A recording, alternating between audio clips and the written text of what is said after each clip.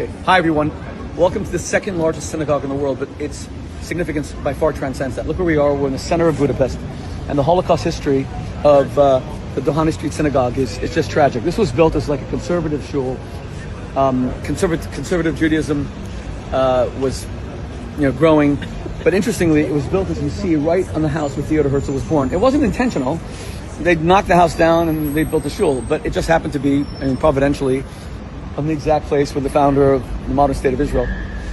But during the Holocaust, so just so you know the history very quickly, Hungarian Jews were spared from the Holocaust until February of 1944. That's when Hitler met with the regent of Hungary, who had semi-protected the Jews until then. He was a Hitler ally, and his name was Admiral Horthy. And Hitler said, "You better deport your Jews."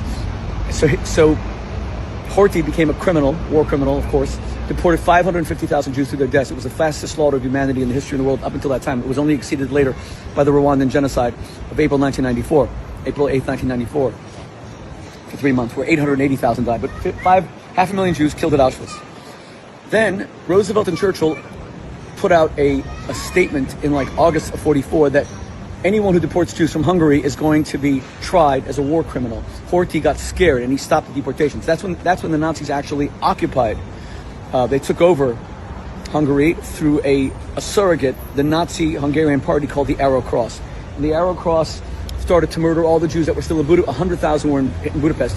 They were being protected by the greatest non-Jewish hero of the Holocaust, and his name was Raoul Wallenberg. We should have a statue of him in Central Park. If anyone wants to join me raising money and using our political contacts, there should be a statue of Raoul Wallenberg in Central Park. Wallenberg was a Swedish diplomat. He was sent here by the War Refugee Board. The money came from the U.S. government, but especially the Joint Distribution Committee, the Jewish Joint, which was very heroic.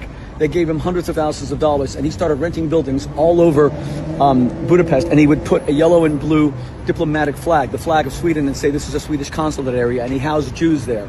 And he ultimately saved 100,000 Jews. So that's why today, this is the second largest Jewish community in all of Europe. 500,000 in France and 100,000 here, because they killed 600,000 Jews, but there were 700,000 Jews and 100,000 survived, and you still have a massive community here. The Jews here are largely safe, thank God, because Islamists, not Muslims, Muslims are our brothers, Islamists are the genocidal enemies who want to kill us. Islamists are not allowed into this country. They, unlike so many other dumb countries that allow the Muslim Brotherhood in, Hungary in general, and President Orban has not allowed them in. So the Jews can walk openly, etc. They can wear their tzitzis openly here. They can wear yarmulkes. They can wear, totally unlike France.